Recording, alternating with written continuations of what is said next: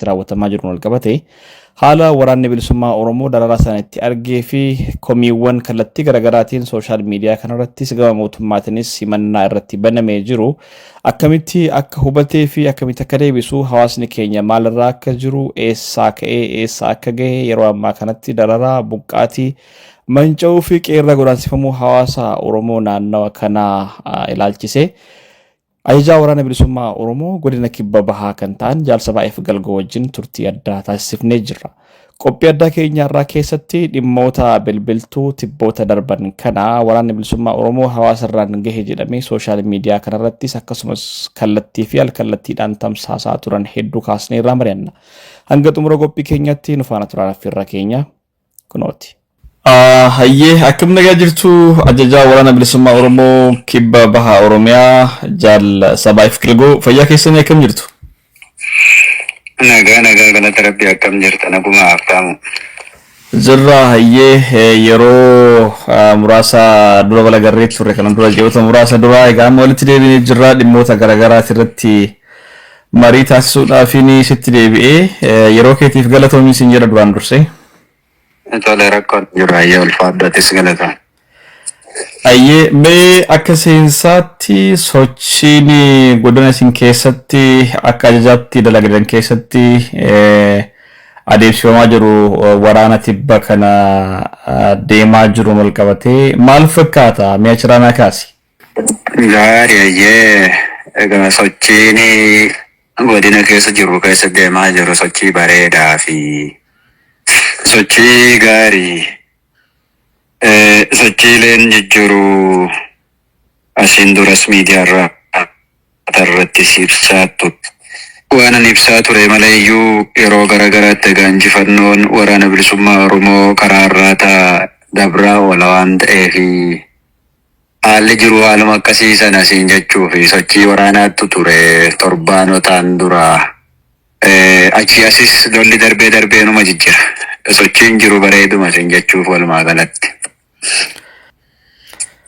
Dansa egaa kanaa wal qabatee wantoonni gurguddaan ani siif kaasuu barbaadu tokko egaa kallattii garaagaraatiin waraanni bilisummaa Oromoo yeroo garaagaraatti tarkaanfii fudhatu wal qabatee injifannoowwan gurguddaan galmaa'ee injifannoo gurguddaatu argamee kan jedhu kun yeroo baay'ee gabaafama. Kanaan dabalatee tibba darbe kana duulee garee Oromiyaa jettanii geggeessaa turtan irratti isin injifannoo guddaa akka argattanitti akka amma nagaa baastan kanattis gabaasaa jirtanii kan duras ibsamaa ture. Fuula barruu keessan irrattis waan kana sirriitti ibsaa turtan. Wanti guddaan ani gaafachuu barbaadu haaluma kanaan wal qabatee miidhaan uummataa guddaatu gaggeeffamaa jira naannoo amma injifannoon argame jedhamee isin jettan kanatti miidhaa uummataatii fi injifannoo argame akkamitti madaalchiftu? Ilaali injifannoo argame akkuma kaasetti yoo bira dabre gama miidhaa hawaasaatiin yeroo baay'ee maal si fakkaate lolli waraanni riphee lolaan kun geggeessuun duuba miidhaan hawaasarra qaqqabaa ture. Miidhaan hawaasarra qaqqabu kun ammoo qaama hawaasa kanarra qaqqabsiises ibsaama turre. Sababa maaliif miidhaan akkasii hawaasichallee qaqqabaa? Eenyutu hawaasarraa miidhaa sana qaqqabsiise waan jedhullee bal'inaan ibsaa turre. Jechuun injifannoon miidhaa hawaasaa akkamitti wal madaalchisna waan jedhuufi waraanichi qabsoo bilisummaatti jira. Qabsoo bilisummaatti jiru sanaaf mootummaan wal waraanutti jira. Wal waraansa mootummaan walitti jiru sana keessatti qaamni inni lolaa jiru mootummaadha. Mootummaa sana lolee buqqisuun ni jiraata bakkoota garagaraatti. Yeroo lolee inni gandootallee haa ta'u aanaalee irraa buqqisu mootummaan waan hawaasa kana gochaa jirutu jira haga ammaatti iyyuu jechuudha. Gochaallee turetu jira. Fakkeenyaaf lola geggeessituun gaafa ganda tokko irraa buqqistu ganda keessaa buqqa'e sana guyyaa lammataa deebi'ee reefa guurachuu fa'aa jira. Ilaa riphee lolaan tooftaan lolaa lolee bakka lole sana qabateen taa'u. Bakka lole sana qabatee taa'uunsaa gaafa gara lola dhaabbataatti tarkaanfate bakka lolee yeroof dhuunfate sana qabatee gara fuula duraatti tarkaanfata. Sanaan asitti ammoo lolli riphee lolaa jijjiirama. Riphee lolaan bakka addatti argame boru ittiin argamu. sadarkaa guddina riphee lolaan keenya irra gaheetu bakkumarra lolletti borilleeftaan illee deddeebine lola gaggeessina malee amalli riphee lolaa amala akkasiiti. Amala riphee lolaan qabu sanaan ganda tokko loltee buqqistaa waan barbaaddu achi keessa yeroo argattetti bakka sana gadhiista. Mootummaan yeroo bakka sanatti gadhiistu iddoo sana yeroo dhufee reeffasaa guuratu waan garaagaraa godhu sun booda maal godhaa hawaasicha bakka sanarraa buqqisaa jechuudha. Maal godhee warri iddoo sanatti haftu deeggaraa shaneeti lafichi shanee dhuunfatamee jira akkaataa isiin itti haasoftutti haasofna gaa nuti waraana bilisummaa Oromooti. Warri boru bakka kana dhufee bakka kana waan dhuunfatuuf iddoo kana gadhiisa bakka nuti itti galletti nu faana galaadhaan yeroo haasa godaansisantu jira. Namni sana didee duubatti hafu ammoo diinaa jedhanii argite. Warri asitti hafe deeggartoota isaaniiti kan ufaana godaane ammoo deeggaraa kenna deeggara mootummaati akkasitti quba qabaadha harkisaan ufaana jedhanii yeroo uummatatti dirqama kennu inni faana godaane ni godaana. Warri ammoo bakka dhaquun qabu loon tiffataa horii kana fudhatee gara magaalaatti galuu hin danda'u waan ta'eef bakka sanatti gadi hafu guyyaa lammaffaa sadaffaa yeroo achi deeban manarraa gubu ajjeesuu waan akkasii sanatu jijjira jechuudha. Miidhaa kanaaf lola keenya yoo wal bira qabne injifannoon nuti argachaa jirru injifannoo gara bilisummaatti sabicha geessu. Sabichi gabrummaa jala jiru tokko lola warri gabrummaa sana jala baasuuf ummaticha qabsaan sun mootummaa waliin godhan gidduutti hawaasni ni miidhama silas. Ni miidhama jechuudha. Otoo miidhamin gartee bilisummaan argatanii hin jiru waan ta'eef miidhaa bira ga'u sanaa fi injifannoo akkaataan itti madaallu gartee sabni gabrummaa jala jiru kamiyyuu karaan illee haa ta'u karaa maleedhaanii biyya gabrummaa jala jiru sana keessatti ni miidhama.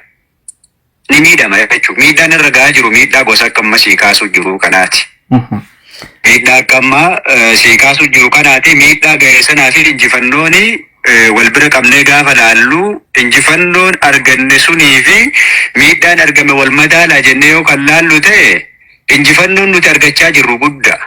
Riphee lolaatu mootummaan loluu jira waan ta'eef miidhaan hawaasarra ga'aa hawaasa ho'uu harkaa hin qabne hawaasa nagaa hawaasa eenyuyyuu hin deeggare nagaa isaatiin jiraatutu du'aa jira waan ta'eef. Haalli isatti wal madaalchisanii ulfaataa siin jechuuf amma injifannoo argannetu lubbuu namaa caala jechuu fi injifannoon argannu lubbuu namaa caalu hin jiru dhugaa dubbachuuf. Injifannoo argannetu lubbuu du'aarutu injifannoo sana caala akka itti jennuuti hin jiru jechuudha. Maaliif nulleeni waan lolaarruuf beenna waan lolaa jirruuf beeka hawaasni kunis. Wareegama isaa sanaa olitti ammoo injifannoo argatamaa jiru sana jabeessee ilaala uummanni kun argiteerta. Nuyyuu nama tokkorraa kaasnee wareegama ani kafalaa jiru olitti wareegamni sabichi kafalaa jirullee guddaa. Garuu wareegamni kafalaa jirru kun mi'aa bilisummaa sanan ga'uu jennee gadi buusnee ilaalla. Siigalee wareegamni kafalamaa jiru bilisummaadhaan waliin madaalu.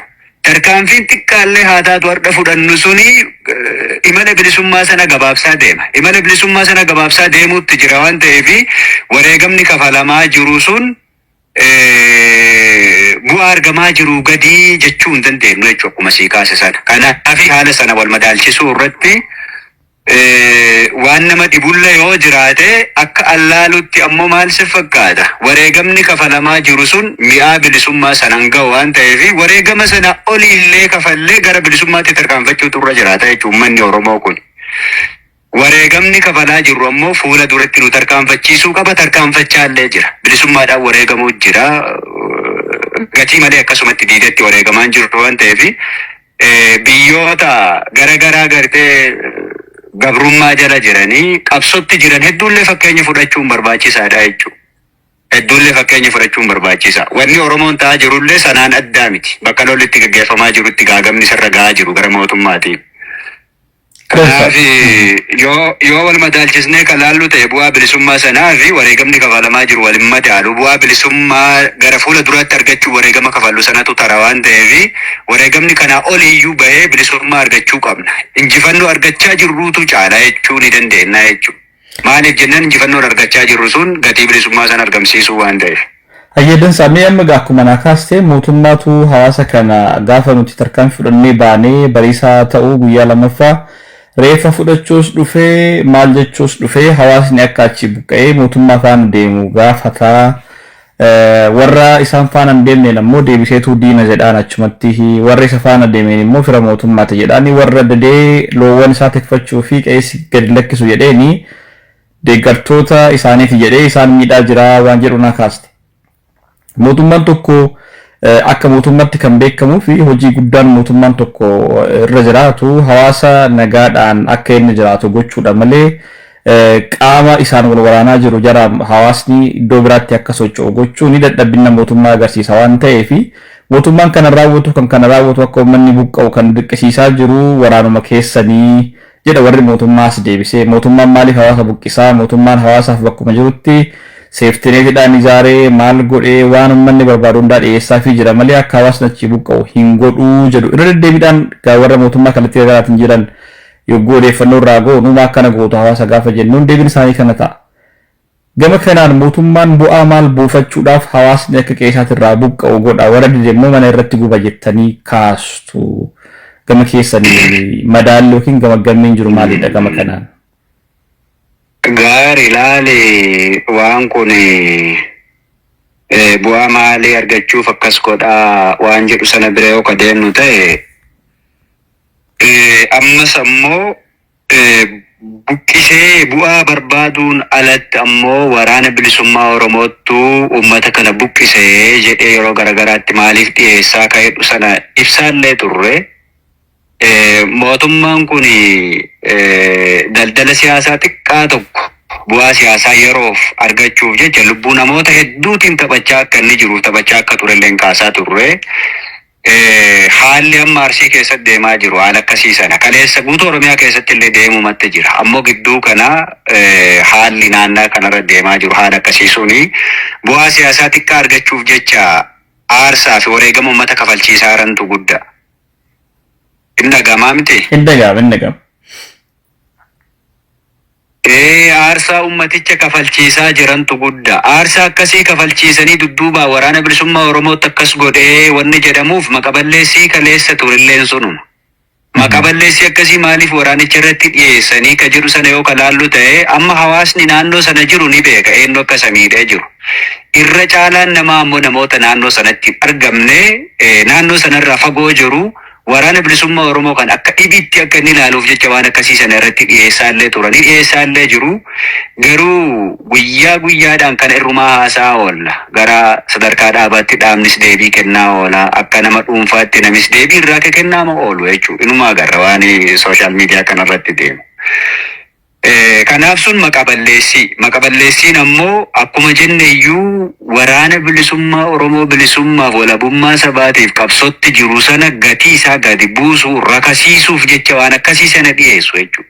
Rakasiisuu siyaasa nuti geggeessaa jiru sana xiqqeessuuf jecha siyaasa xiqqoo hordofaa jiru sana mootummaan xiqqeessee waan hojii waraana bilisummaa Oromoo kana gadi buusee akkasitti dhiyeessaa jechuudha. Hojiin hojjechaa jiru gadi buusee dhiyeessuu bira darbee siyaasa isaa sana gadi buusee dhiyeessuu bira darbee gochoota fokkisoo ofii isaatii dalage sana waraana kana dalagee jedhee dhiyeessa. Kun beeki arda qofan turre jechuudha. Arda qofan turre waggoota 20 dura gaafa biyya kana wayyaaneen bulchaa turtellee haalli akkasii tureera arbaa googuu irratti jechuudha. Gocha suukanneessa uummata irratti raawwatanii ajjeesanii biddaan gubanii nama jiraa harka irraa kutanii nama jiraa hidhiifaa irraa gurrafaa irraa muranii waraana bilisummaa Oromootti akkas godheedhanii waraana bilisummaa Oromoo kan uummata biratti hadheessu sadarkaa addunyaatti shororkeessaa taasisuu waan hojjetamaa ture guddaatu ture jechuu yeroos. Warri har'aa kunillee warra sana jalatti shaakale. Warra sana jalatti barateetu maal gochuutti jira bifuma kaleessa barate sanaanii kun gowwaadha akkuma dheengadda kaase sana jechuudha. Warra gowwaa isaan dhokaata akkasiiyyuu hin qabu diida keessatti waa gartee namni kamiyyuu argu hojjete waraana bilisummaa Oromootti hojjete guyyaa 2-3 fi torbee tokkoo fi warra raayyaa miidiyaa ijaarrate kun hin jira kanumaan iyyisiisee wallaalaaf beekaa wal keessa dha'ee gabayaa wayii achirraa argachuu waan hojjetantu jira jechuudha. Waan hojjetantu jira. Sun ammoo maal gochuu maqaa waraana bilisummaa Oromoo xiqqeessuu qofaaf hojjetama jechuudha. Lubbuun ilma namaa kumaaraan taphachaa jiran kun. Argitee inni biraan ammoo bu'aan inni barbaadu jira. Gatii keenya rakasiisuun alatti bu'aa barbaadamutu jira achi keessa. Uummata buqqisuun godaansisuun jechuudha. Ila otoo bakka sana dandhe waraana bilisummaa Oromootti buqqisee ka jedhamu waraanni bilisummaa Oromoo uummata keessa jira. Waraanni bilisummaa Oromoo hawaasa kana ofirraa buqqisee baala nyaata. Dhakaa nyaata, mommuka nyaata jiraata. Eenyutiyyuu sammuu eenyutu isa kana dhugaa jedhee fudhata jedheellee na dhiba jechuudha.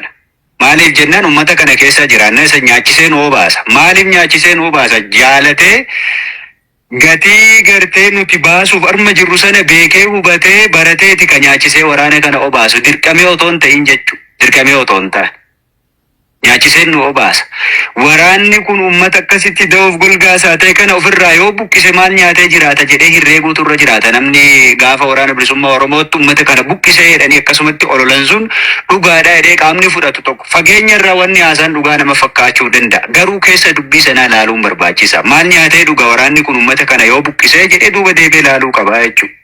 Qabsoon sadarkaa kaleessa idda mukaa nyaatanii firii baala mukaa nyaatanii gaggeessan sana bira darbee jira jechuudha. Waraana guddaa akkasitti socho'ee deemu kun waa nyaatee dhuga. Wanni nyaatanii dhugan kun hawaasa kana keessaa madda jechuudha. Kanaaf waraanni bilisummaa Oromoo hawaasa buqqisaa warra jedhee haasa'u suniif dubbii kana keessa deebitanii ilaaluutu sanirra jiraata waan jedhu sana kaasaaf. Maaliif jennaan isa keessa nyaannee dhunna waan ta'eef garritti ofirraa sissinu hin jiru. Garri ofirraa itti baqachiisnu hin jiru. Isaaf qabsoo godhutti iyyuu jirra. Irraa nyaannee dhuguu iyyuu miti. Gabrummaa irraa kaasuuf jecha qabsootti jiraachaa gabrummaa hin taane uummata kanarratti feenaa jarana lubbuu keenya gartee jijjiirraa hin qabne yeroo si'asitti gubaa. Qorqalbimmaan akkasitti hawaasa sana nu miisisuu danda'u iyyuu hin jiru tasuma. Qorqalbii akkasii hin qabu waraanni bilisummaa Oromoo. Tiisisni garagaraa gartee kaleessa dheengaddaa mooraa waraana bilisummaa Oromoo keessa jijjiraachaa ture warra beeki waraanni bilisummaa Oromoo kun seera jajjabaa akka sibiilaa qaba. Seera jajjabaa akka sibiilaa qaba. Kaayyoo naamusa jajjabaa akka sibiilaa qaba. Kaayyoo jajjabaa akka sibiilaa sanaan hoogganama sii galee. Kaayyoo jajjabaa sanaan hoogganamuu kan dandeenye ammoo akka agartan sana warra as keessa luluqqaa oolu. Wamaa waan itti ulfaatan jiru beeki. Akeekaaf kaayyoo jajjabduu sanaan hoogganamuutu itti cimee namni as keessaa deddeema. Waraanni akeeka jajjabaa akkasiin hoogganamu kun ammoo ummata gartee mararfachuu bakka itti dhufetti qonna gargaaruu, haamaa gargaaruu, aramaa gargaaruu irraa ka gadi hafe bakki inni itti miidhu hin jiru. Namootuma beeki odeeffannoo dabarsanii waraana kanaa kennanii mootummaa miisisaniyyuu barsiisee ijaaree deebisee hojii hojjechiisa waraanni bilisummaa Oromoo. Ummata buqqaasna yoo ta'e milishaa gartee inni mootummaan fidee waa'uu kan beenne hiyyeessa kana guuree as fide hedduu isaa barsiisnee galchaa maaf turre. Ummata kanaaf qabsaa'utti yoo hin jiraatin ummata kana miina yoo ta'e. Siigalee ummanni kun maal balleessee buqqisnaayyuu mee qubsuma inni qubaterraa kan nu fayyadu iyyuu miti otoo nu fayyadu iyyuu baate akkasumatti iyyuu ka jiraatu ta'e maal na miidhee buqqisa jechuudha. Kana miidhe iyyuu barsiisee gorsee galchuutti jira argite. Sanaaf ragaan miidiyaalee irra jira. Hawaasa keessa gadi bu'aa odeeffadhaa isinii dhiyeessuu danda'u jechuudha. Aantummaa ummata kanaa qabnu. Mootummaan ammoo wanni barbaadu xiyyeeffatee inni hojjechaa jiru buqqaatiin ummataa kun maaliif ta'a ka jedhu yoo kan laallu ta'e waan asiin dura waggoota hedduu lakkoofsise waggoota hedduu gaafa jedhu waggaa 7-8 dura warri OPDO kun haasofteetu jira. Kanamiyyuu beeku guyyuu irraa haasaallee ooltan jechuudha. Galaana gogsanii qurxummii balleessuu waan jedhu sana. Xiyyeeffannaan uummata kanarratti xiyyeeffatamee hojjetamaa jiru kana. Waraanni kun qurxummiin kun reef jabaachuu jira lafa kana keessatti. Qurxummii reef jabaachaa jiru kana dhiibbaa barbaachisu cufa godhee dadhabeera mootummaan. Bakkoota kaleessa inni itti eegu olitti deemee sadarkaa aanaa keessaa buqqisee baasuutti jira. Gandoota inumayyuu hedduu gadhiisiseera. Hedduu. Qurxummii sadarkaa sana guddate kana galaana gossuun balleessinaa jedhanii gowwummaa kaleessa haasaa turte sana hojiitti hiikuuf deemutti jiru. Waggoota 6-7 dura Gujitti maaltu raawwatamaa ture? Wallaggatti maaltu raawwatamaa ture? Gubaa manaa akkasii kanaa miti? Buqqaatii akkasitti hawaasa buqqisan kanatu ture miti? Maaliif godhamaa ture gaafas? Qurxummicha balleessuuf. Har'a immoo waraanni jabaatee jira lafa kanarratti. Waraana lafa kanarratti jabaate balleessuuf yaali maala Wallagga irratti godhamaa ture dadhabame, Gujii irratti godhamaa ture dadhabame, giddu galeessatti bakkoota garagaratti yaalamee dadhabame sana hojiitti hiikaa jiru jechuudha. Waggoota lakkoofsisuutti jira ammas taateen kun asitti ka jalqabe. Kaleessa dheengadda qofaa miti. Sun xiyyeeffannaan isaa guddaan qurxummii balleessan galaana sana gogsanii qurxummicha balleessuuf jechuudha xiyyeeffannaan mootummaan godhaa jiru. Sun maali qabsoo bilisummaa Oromoo jaamsuu qabsoo bilisummaa Oromoo balleessu ummata kanammoo waan ufii jedhe akka barbaadetti irratti fe'achuuf jechuudha. Xiyyeeffannaan ittiin qabsoo kana balleessuuf ummata kana balleessaa jiran. Kanaaf inni kuni yoo